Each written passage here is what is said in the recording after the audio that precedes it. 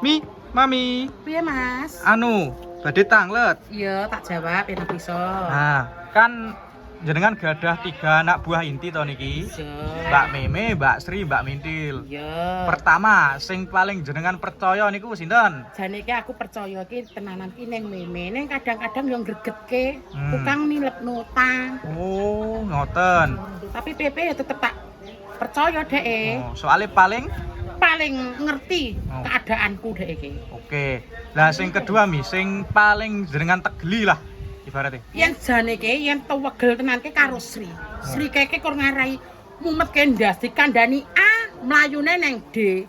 Kandani neng B, mlayune neng H. Mbok Lah waduh men Mi.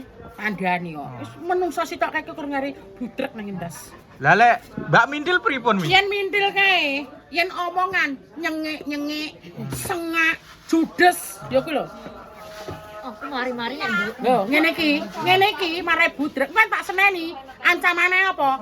Akad golek kos wae, golek kos. Kayak nyengot ngono kuwi lho Mi. Andane cangkeme nyondong renekne. Tapi paling larang dhewe mintil regane nggih to. Piro sing jenengan tarife paling larang 50.000. Lah niku napa Mi? Iki lho arep rujaan ngene iki lho aku ki jane iki ngladeni cacah iki kurang gitu. Iki lho, delok iki lho, Ki. Ngladeni wong-wong iki ngladeni anak buah. Kurang jane aku ki galak, ning aku ki ra mentolonan. Galak tak akoni. Panggah sayang ya Mi ya. Aku tetep sayang karo kabeh iki. Oke. Dilanjut Mi, sweger iki awan-awan koyo ngene. Terima kasih. Sama-sama, Mas.